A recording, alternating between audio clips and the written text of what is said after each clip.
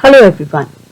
The next topic that we are going to focus is about academic institutions and their role in national innovation system. You have already understood about the national innovation system and the different organizations and the institutions which are part of that. Clearly, universities, academic institutions, they play a very significant and important role as a part of this national innovation system. And what is that? We will learn in this module.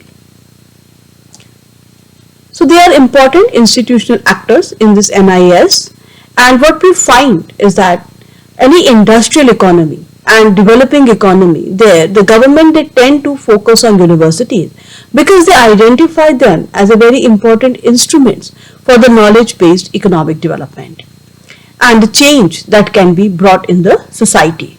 It is expected that these universities, academic institutions, research organizations, they should contribute towards the knowledge creation, development and diffusion. So at all three stages, whether we talk about the creation of knowledge, whether it is the development and whether it is the diffusion of it to the larger public, universities will play a very important role. The focus in this module is going to be mainly the universities and academic institutions. However, we will understand them in the larger framework of the science and technology system within the economy. So before I move forward, I would like to highlight to you the main readings which we will be following for this particular module. Most of them are from the open source and you can access them. And these studies also kind of highlight the organization which we have for this module.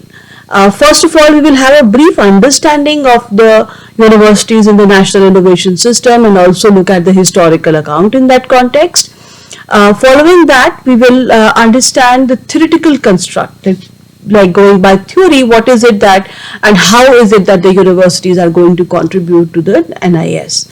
Later, we will understand two important policy designs to support and also incentivize these universities to contribute towards the industrial research and development.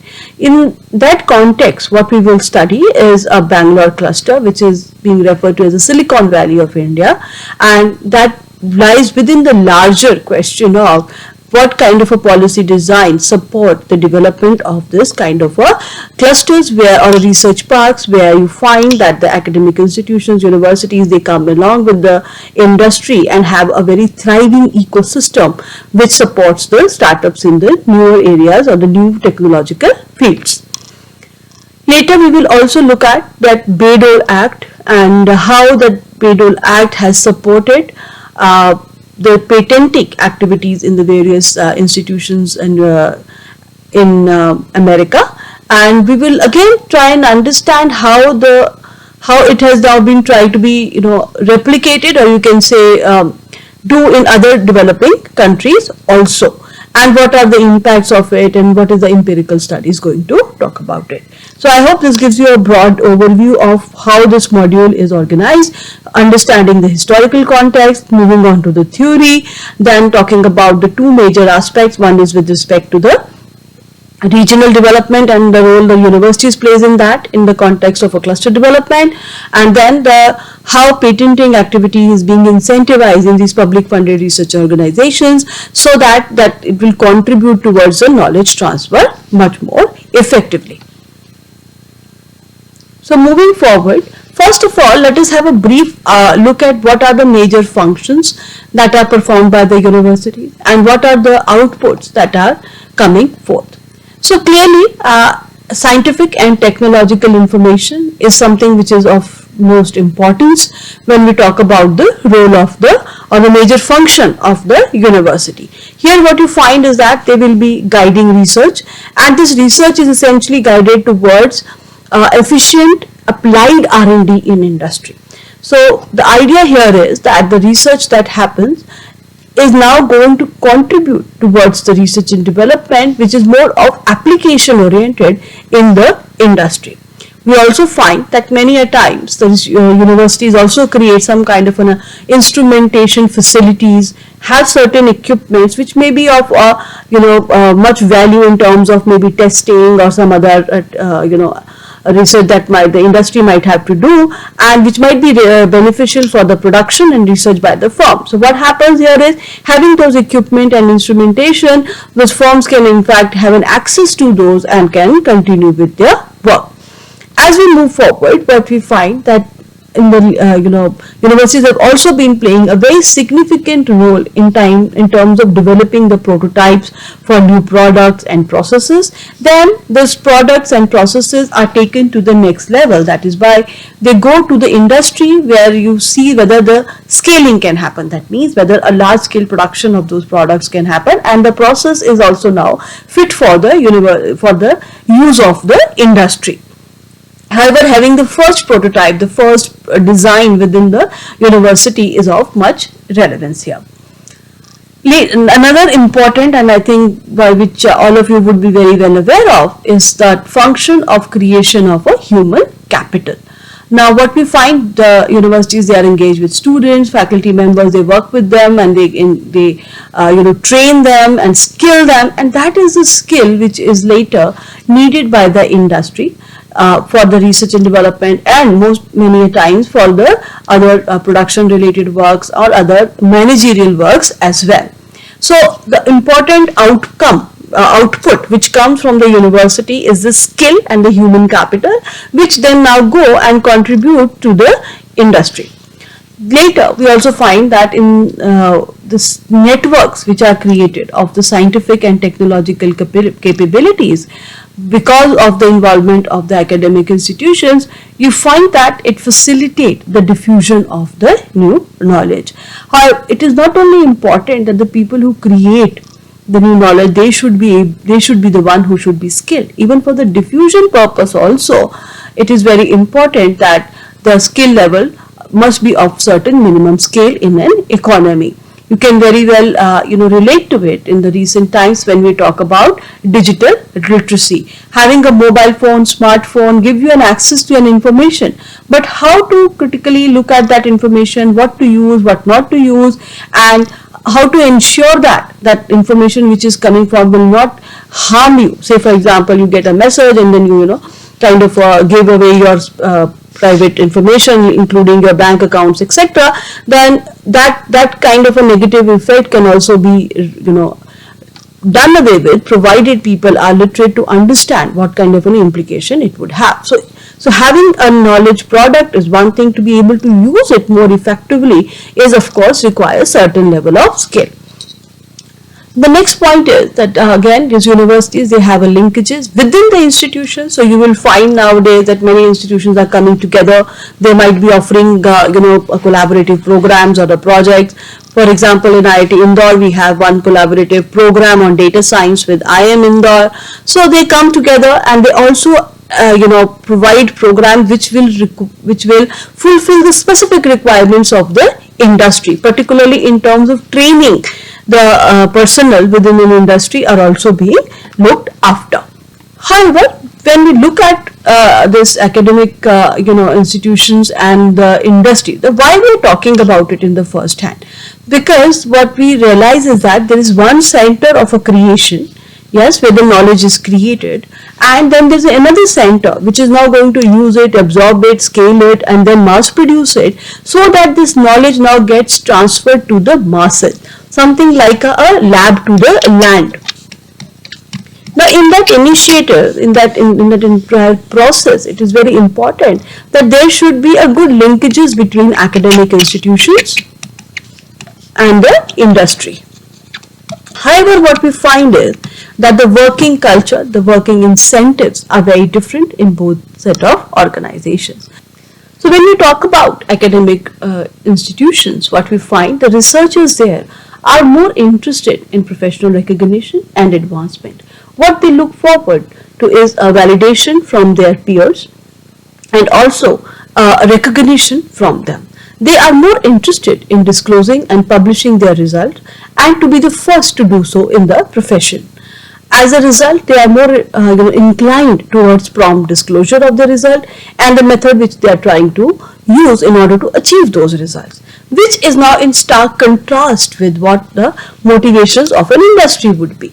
Industry would rather be more interested in keeping it secret, to be able to, proprietary, to be able to use that information on its own only. They would not want that other companies should be able to have an access to that information.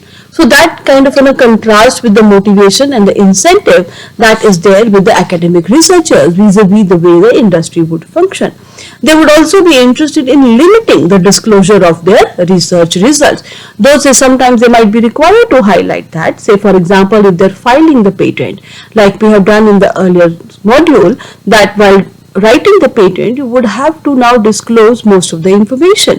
Whereas, if you think from a point of view of industry, they might be rather interested in keeping it in much closer to their heart and not be able to disclose it to the others. So how do you attain a balance in that case is rather important. So when you have these two set of, let us say, researchers and identities in terms of what they want to do and how they want to do, clearly bringing them together for a very simple initiative of lab to land would rather be challenging. You would have to find how can the interest of both the groups, whether they are coming from academia or whether it is coming from industry, now those can be aligned with and can be brought forward. When we will talk about the last topic on patenting, there we will see that how patenting by universities and academic institutions facilitate this kind of a transfer much more smoothly. So patenting is one way to do that, but apart from that, there are more engagements. For example, industry might be engaged with in terms of consultancy, and how do you bring these two together? What kind of a contractual requirements would be there on both the on behalf of both the parties would be very important to understand, and also to ensure that the academic institutions are kind of taking care of those. So now let us look at the historical context. Here the work, as I said earlier, coming from Professor V.V. Krishna's work on emerging innovation landscape in Asia Pacific, he highlights that if you look at the first academic revolution, that what do you mean by that? That means a certain institutions where the teaching is now institutionalized in a special higher educational institutions. So that clearly goes a long back, and the earlier examples of that comes from Indian subcontinent. Starting with Nalanda and Takshila. Now these universities, they functioned for more than 800 years between 5th and 12th century. And at that point of a time, these were residential universities with 2,000 teachers and 20,000 students. Now these students were also coming from the different places in the Indian subcontinent, including India, China, Korea, Mongolia, Turkey and Sri Lanka. The main focus of these universities was essentially Buddhist studies, religion, culture and civilization. The only other university which was reported to exist at that point of time was Al-Azhar University, established in 1972 CE in Cairo. And moving at that time, it specialized in Islamic learning and also including law, among others like logic, grammar, rhetorics and how to calculate the different lunar phases of the moon. Now Nalanda and Takshila, they were destroyed around 12th century, and later whereas Al-Azhar, it still survives even today, and it has emerged as a modern university in order to promote more secular subjects and like any other universities in the world. Later, what we find is the developments in Italy can be very closely related to this academic revolution with the creation of University of Bologna in 1088. It was reported to be the first systematic evidence of the institutionalized teaching. Now, this kind of started this particular phase where you see that more such institutions came into picture. For example, University of Paris, founded in 1160, Oxford and Cambridge, they came around 12th century. And in that sense, Professor Krishna mentioned that this is kind of the first academic revolution which can be phased till the beginning of the 19th century. Then you have the second academic revolution. Now, before we talk about it, let us see the focus was here is mostly the Buddhist studies, religion, culture, civilization, etc. That has now clearly evolved and changed over a period of time. So what has happened now? The there is a transformation. There is a transformation of universities, which were earlier institutions of cultural preservation. Now they are being seen as a places for advancement of knowledge. And this advancement of knowledge happens via research. And here the emphasis is on science and technology discipline. It led to what Martin Bell called as a Humboldt model, and it reflected in the unity of teaching and research. The instance of that came with the successful establishment of the Berlin University in 1810 by a Prussian educational reformer Humboldt. So this is another model where now what is the key characteristics of the model is that science technology disciplines, and there is a combination of teaching and research. Now this model was further later, it moved across the ocean also, and it reached to United States, where what you have is a research training along with the advanced degrees. It got initiated in the university system around mid-19th century at Harvard, Columbia, and the major motivation, and you can say even the faculties who were involved, they were often inspired by their German doctoral mentors.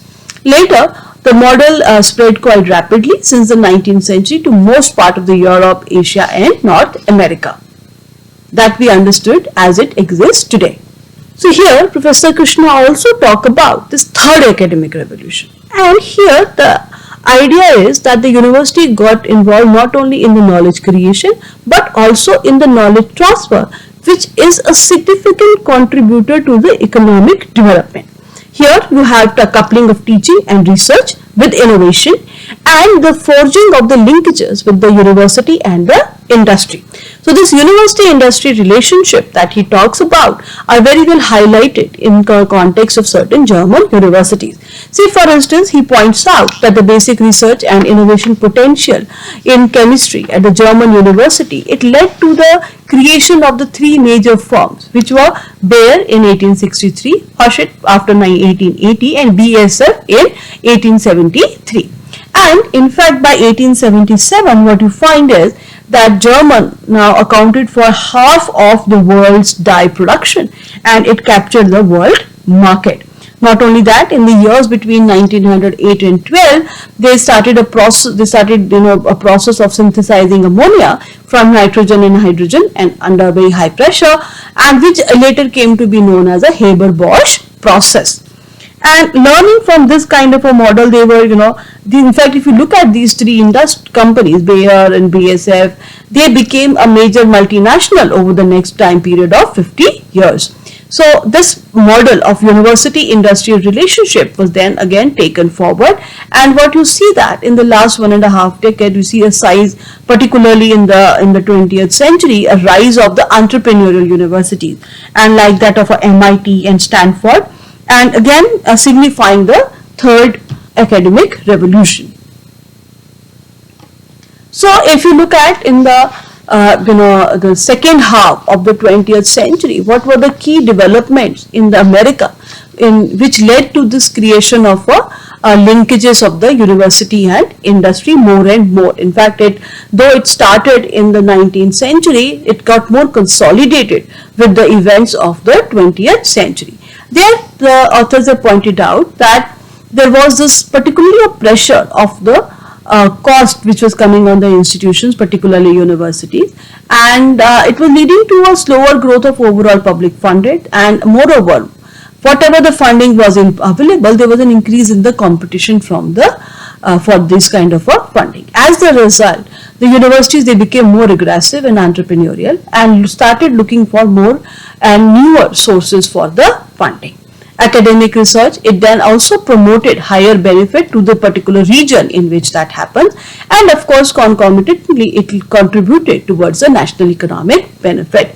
That could be done by seeking a closer link with the industry in order to extend and kind of a vast, make the area in which you do the research much more vast, and that can happen only with the funding support that comes from the industry.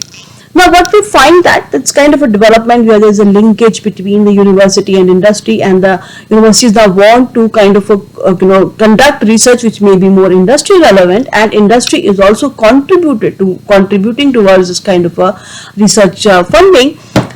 the models that may exist across the countries may be different. That means that if you look at the American model, it may not be simply and as in the similar way might get replicated in the European context. The OECD countries may have a different context, they would have a different background, the public funded research organizations may be different, and as a result there might be a variation.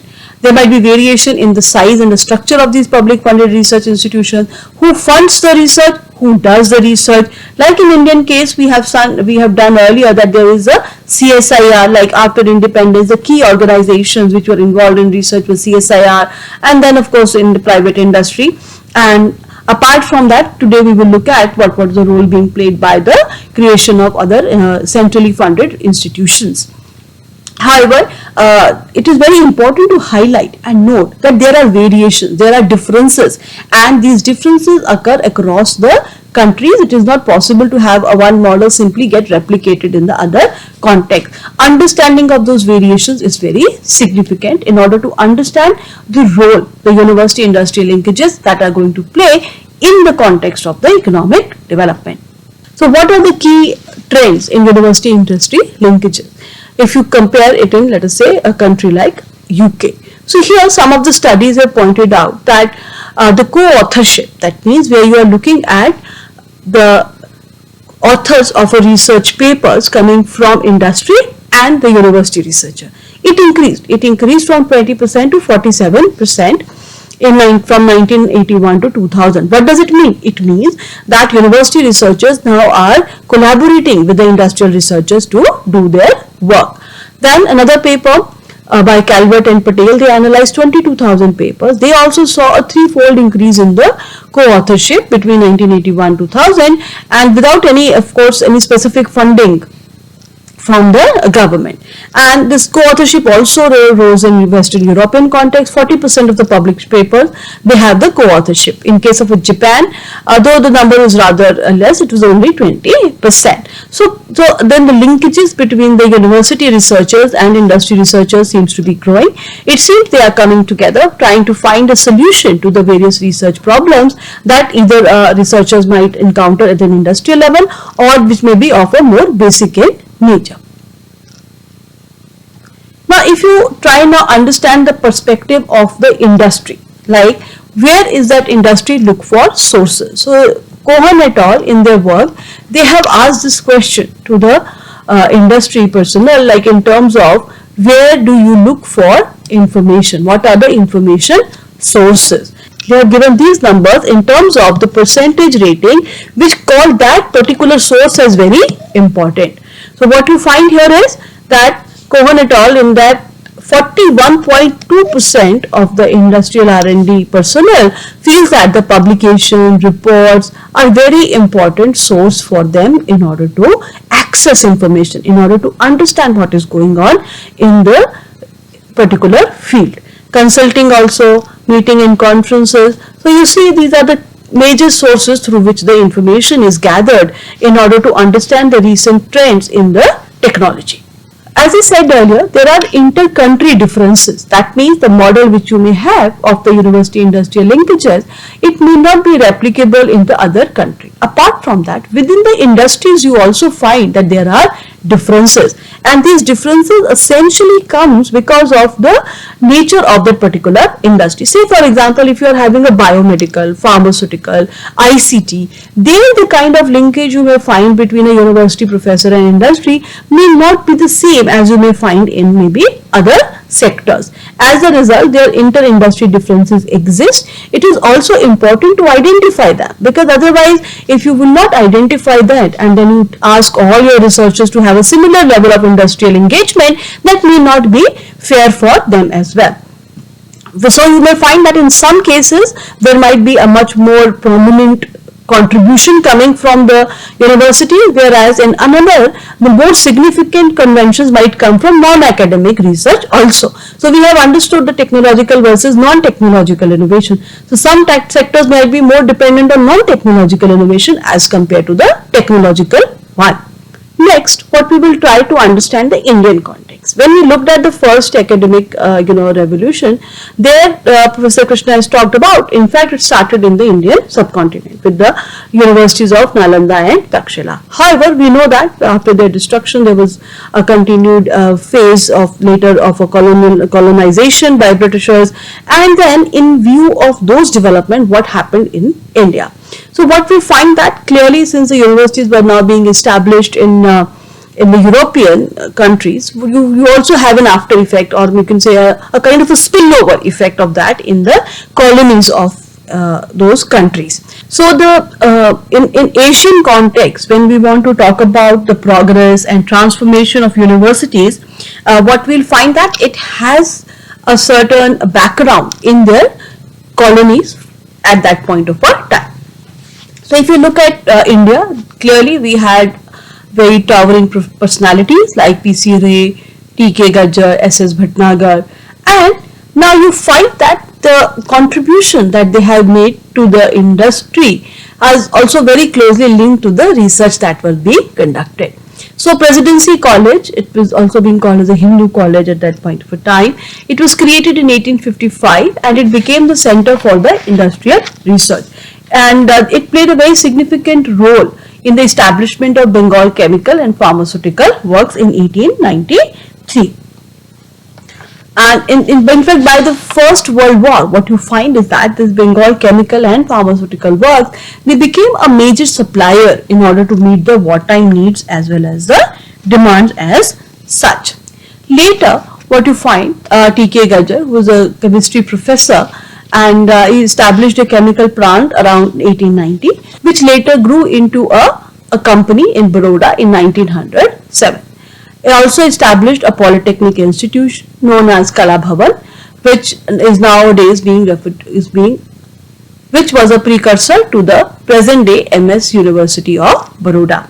Apart from that, Professor Bhatnagar, who was the first chief of CSIR that was created in 1942, he was previously heading the chemical laboratories at Punjab University in Lahore in 1940. So there was an establishment of Department of Chemical Technology at Bombay University in 1934, which played a very important role in the establishment of National Chemical Laboratories of CSIR at Pune and Chemical Industrial Cluster around Bombay and Pune since the 1940s. So what you find is there is clearly that the linkages were being brought in. There was research focus on the chemical industry at that point of a time, which was also in alignment with the international trend. So the sectors which were attracting a lot more research at that point of a time, along with the industry's interest, were also prominent in the Indian case. So what you find is that the very pioneering work of Professor Bhatnagar, again on the colloid chemistry, which was earlier contribution to the promotion of the oil industry in Assam at that point of a time, and it also promoted the industrial research. And so with this background, what you find and what we know is that clearly after the independence, there was a very focused interest on development of the science technology institutions in the country. Academic institutions, including universities and the public funded research organizations, were a part of that. But what we know is that this public funded research organization, including CSIR, they were made the important focus for conducting the research. Though they were the non-strategic bodies vis-a-vis the strategic agencies like Department of Science, DRDO, DAE, which may have other motivations and strategic reasons for their research as well. Then the funding agencies which exist in country right now is like DST, DBT, ICSSR, and apart from that ICAR and ICAMR. Then we have industrial R&D system, which we have already understood. So in terms of the universities that we are talking about is basically this. So we have the universities. These universities are centrally funded. There are some of them are also state funded, and then there is another category also. Then we have centrally funded institutions of national importance like IITs, etc. And these institutions, they were created post-independence and they have evolved over a period of time. If you look at the overall objective with which these institutions has been functioning, that has clearly changed over a time. Initially, the focus was mostly on the skill creation with the undergraduate teaching in engineering. Over a period of a time, masters and the PhD programs became very prominent.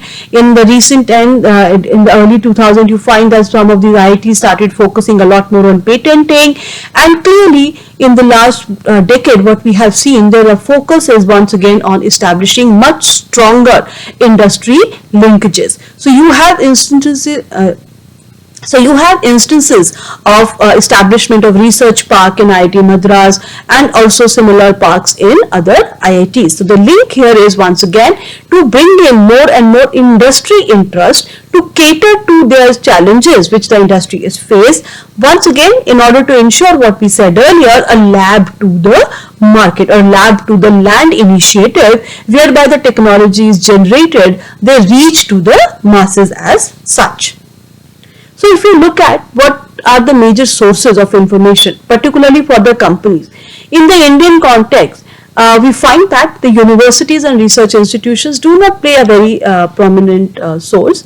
Here you see this particular survey is also rather old. It was done in 2013, and the result from the more recent one are still awaited.